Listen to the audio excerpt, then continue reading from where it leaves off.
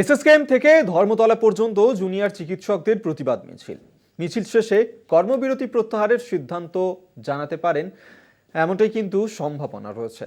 Junior চিকিৎসকরা দুপুর 2টোয় তাদের এই মিছিল শুরু করার কথা ছিল এবং তারা আজকে এই মিছিলের শেষেই হয়তো কর্মবিরতি নিয়ে চূড়ান্ত সিদ্ধান্ত তারা নিতে পারেন।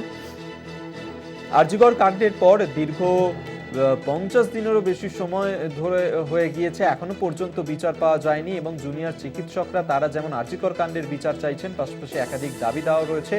আজ এই মিছিল শেষেই তাদের যে কর্মবিরতি চলছে সেই নিয়েও তারা চূড়ান্ত সিদ্ধান্ত জানাতে পারেন। আমরা এই নিয়েই কথা বলবো। সত্যসুন্দর ভট্টাচার্য আমাদের সঙ্গে রয়েছেন প্রতিনিধি। সত্য, দেখো, এসএসকেএম থেকে এই প্রতিবাদ মিছিল ধর্মতলা পর্যন্ত যাবে এমনটাই কিন্তু কর্মসূচি নিয়েছে West Bengal junior doctor front.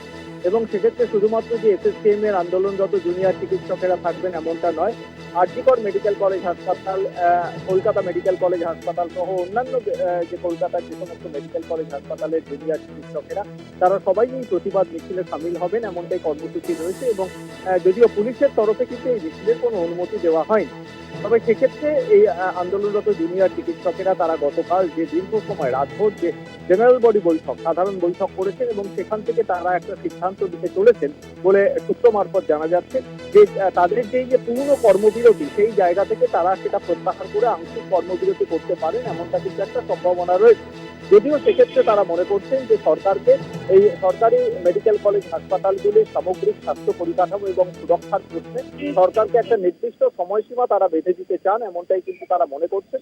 এবং যদি সেক্ষেত্রে সেই নির্দিষ্ট সময়সীমার মধ্যে কোনো সদস্য ভূমিকা দেখতে পাওয়া না যায় তাহলে আমরণ অনশনের পথেও যাওয়ার একটা চিন্তাভাবনা রয়েছে আন্দোলনরত জুনিয়র চিকিৎসকদের। সেক্ষেত্রে এই প্রত্যেকটি সম্ভাবনাই উঠে আসছে, কিন্তু এই প্রতিবাদ মিছিল পরে তারা নিজেরা ঘোষণা করবেন যে কালকের দিদি বৈঠকের পরে তারা মূলত কোন সিদ্ধান্ত বা কোন পথে তাদের এই আন্দোলনকে নিয়ে যেতে চান।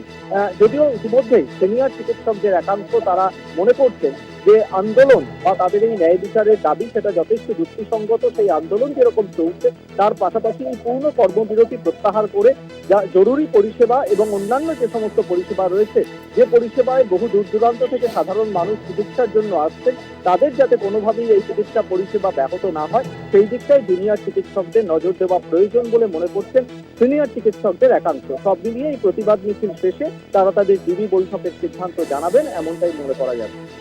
অবশ্যই আমাদের নজর থাকবে কি সিদ্ধান্ত তারা এই ক্ষেত্রে নেন। আপাতত ধন্যবাদ সত্যসুন্দর ভট্টাচার্য আমাদের সঙ্গে টেলিফোনে ছিলেন প্রতিনিধি।